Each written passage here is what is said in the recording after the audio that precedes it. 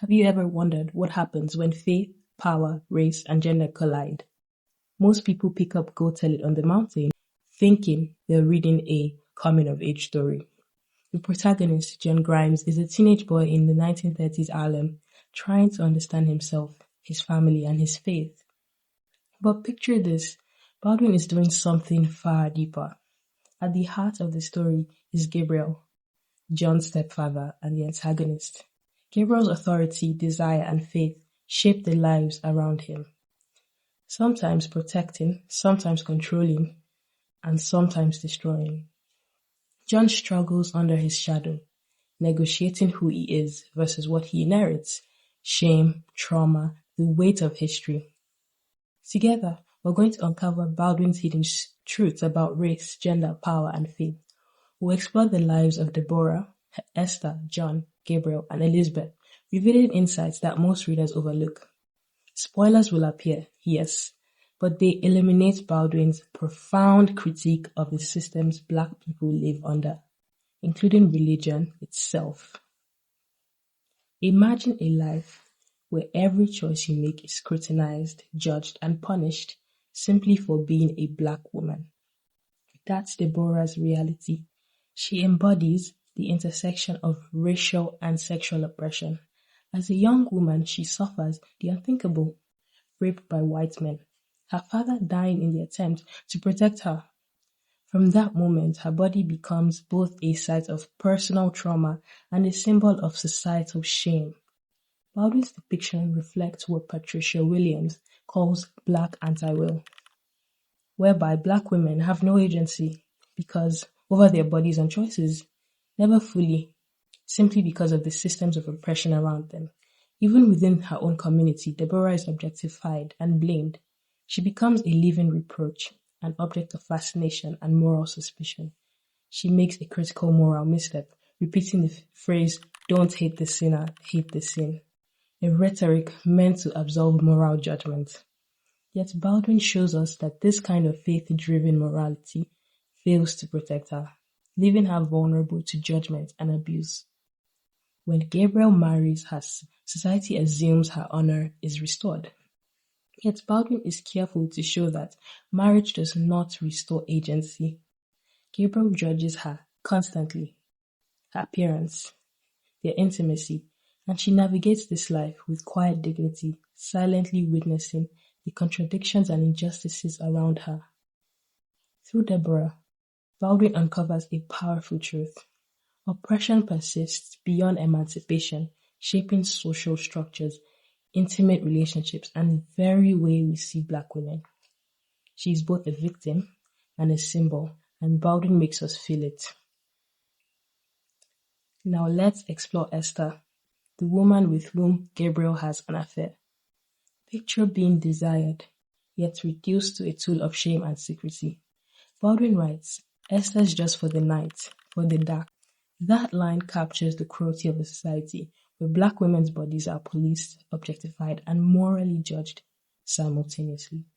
Esther, like Deborah, is trapped by race and gender. Both are reduced to symbols of sexuality and sin, both punished for desires or actions they did not control. Baldwin shows that oppression is not only physical, it is deeply social and moral, embedded in every gaze, judgment, and moralizing phrase. The faith that promises salvation often fails Black women. Baldwin makes it clear that religion, while offering comfort, does not dismantle the systems that harm them. Baldwin doesn't spare men from scrutiny. Even those with authority like Gabriel are constrained by systems of faith, of race, society. He wields power and desire, yet hides religion behind religion to justify control while avoiding responsibility. Then there's Richard, a genuinely good Black man, whose life is constrained by economic and racial barriers, marriage, stability, and social mobility, things most people take for granted, are nearly impossible for him. Baldwin shows us that oppression shapes men too, limiting their choices, ambitions, and even their sense of masculinity. And John, our protagonist, internalizes both family shame and generational trauma. His struggle is deeply human, defining himself while navigating a world shaped by violence, desire, and inherited sin. Baldwin's insight here is profound. Oppression affects everyone, but manifests differently. Women face intimate bodily and moral constraints, while men face structural and societal limitations. Faith in Baldwin's novel is never simple. It is a refuge, a guide, a source of comfort, but it is also a tool of control and a mask for injustice. Gabriel's private confessions show a man seeking divine forgiveness while avoiding worldly responsibility. Baldwin is careful to show that faith does not save Black people from the systems they live in.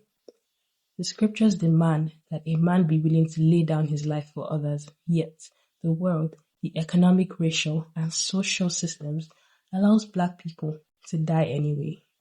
Religion frames morality and social order, but it cannot erase systematic oppression. Elizabeth, Gabriel's second wife, clings to Deborah's phrase, "Don't hate the sinner, hate the sin." And Baldwin shows that the tragic irony. By holding on to this moral rhetoric, she ends up in a marriage with a man like Gabriel, trapped in a system that uses faith to justify domination. Baldwin is not merely telling a story, he's showing how faith can eliminate human experience, but also perpetuate harm. So what is Baldwin really doing in Go Tell It on the Mountain? He's not just telling a story about adolescence, he's uncovering hidden truths about power, race, gender, and faith. Deborah and Esther reveal the cause of systemic oppression for Black women. Gabriel and John reveal how men are constrained by social, economic, and religious structures. If you've enjoyed this video and would love to see more videos like this, please click the like button and subscribe to my YouTube channel. Thank you for watching and see you on the next video.